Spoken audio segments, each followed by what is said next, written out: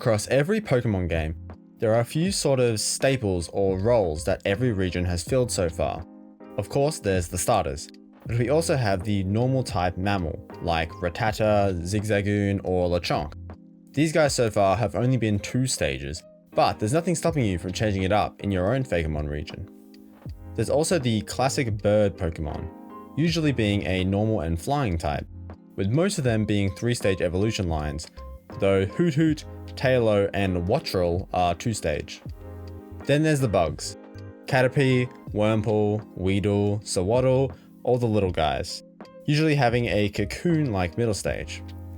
There are a few other of these archetypes that most regions have, such as a Pika clone, fossils, pseudo-legendaries, a grass lady Pokemon, but we'll cover these in some later videos.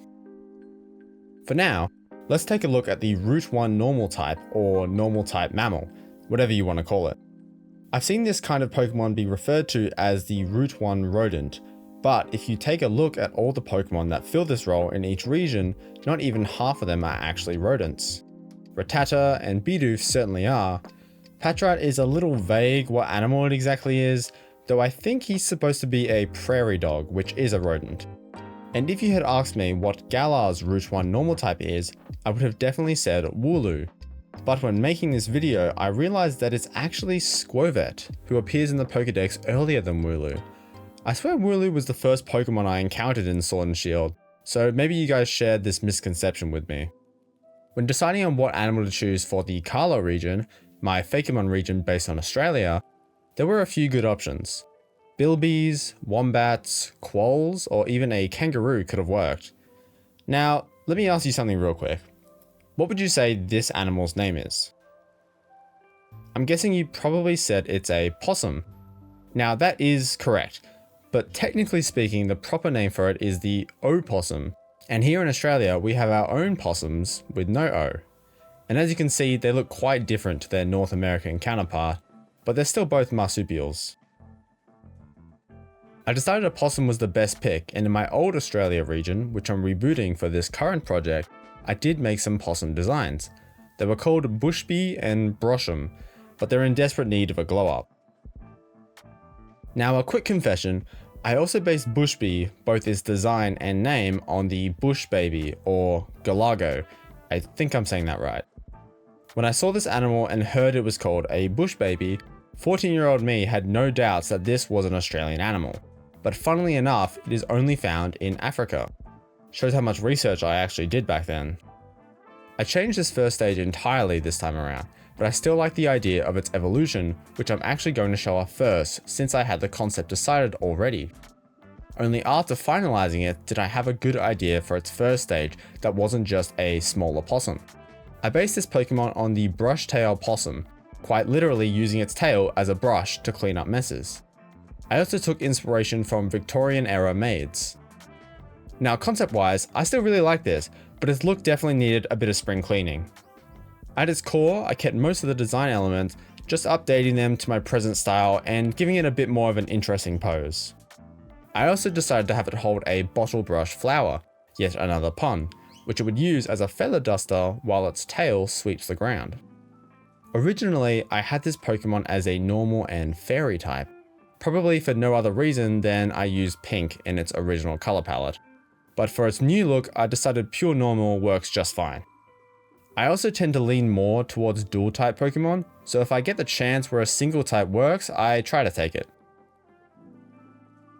Poshum, the tidy Pokemon. They use their large bushy tails to sweep up any messes they come by, and often help to keep hiking trails neat and tidy. Poshum are nocturnal, and frequently live in the roofs of rural houses. This can annoy the people living there, as they will be up all nights tidying.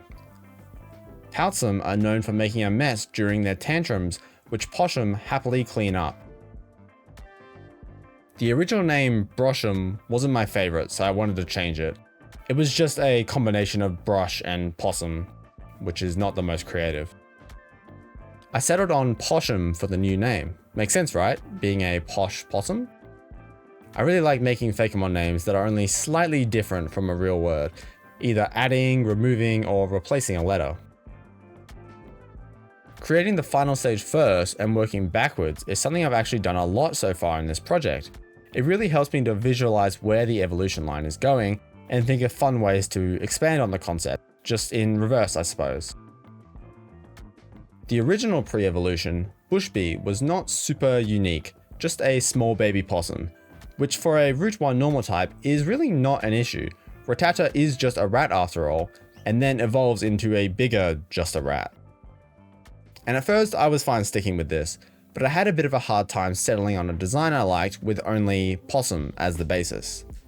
I tried a few different things, but nothing really interesting. So after creating Poshum, I thought, how could I make its pre-evolution more fun? I was thinking, Poshum is a maid, it likes cleaning, what if this first stage was the one making the messes? So I had the idea of a tantrum-throwing, snot-nosed baby possum.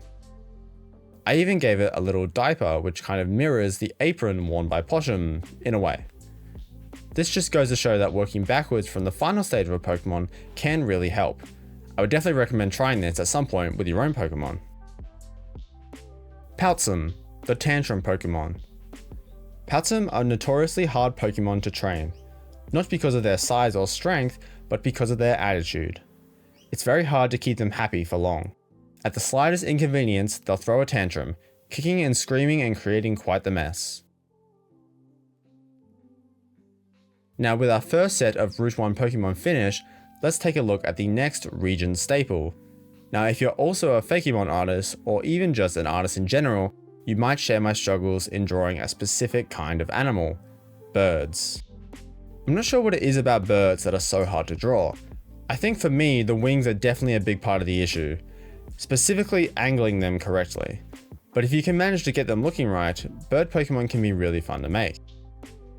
As with the mammals, these early root designs are usually on the more reserved side, though in recent generations we've gotten some really cool ones, with Generation 6 finally giving us a Route 1 bird Pokemon that wasn't normal and flying type. Out of all of these, I think Corviknight is still definitely the coolest.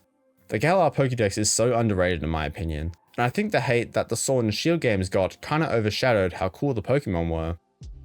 With my bird Pokemon, I actually had a hard time deciding because I really had so many options. Magpies, kookaburras, cockatoos, I could have even made an emu. And I did actually try most of these, but nothing was really sticking. The original idea I had locked in for a while were magpies based on thieves, to reference the common misconception that magpies like to steal shiny things. But this is actually false. Bowerbirds are actually the ones more known for stealing. This concept is one I had in my original Pokédex, but this idea has been done a lot. And I do have another early route Pokemon with a bandit motif, so I felt it was best to scrap this idea. I started thinking more broadly. Maybe I didn't have to decide on a specific bird just yet, especially for the first stage. I was okay if it was just a regular baby bird. I then got the idea of basing them on construction workers, or tradies as they're called here in Australia. Something you'll learn over the course of my channel is Australians have silly nicknames for so many things. We call them tradies because they practice a trade, but it gets more specific than that. If you're an electrician, you're a sparky. If you're a carpenter, you're a chippy. And if you're a bricklayer, you're a bricky. It's pretty silly. With this in mind, I had the idea of a little baby bird that wore a gum nut, the seed pod of the gum tree, as a helmet, to reference the hard hats worn by construction workers. I also decided yellow was the best color, which makes sense for a baby bird, but it's also a nod to safety vests. I think the name I chose is a little basic, but I really struggled naming this entire line for some reason. Helmlet, the hard hat Pokemon.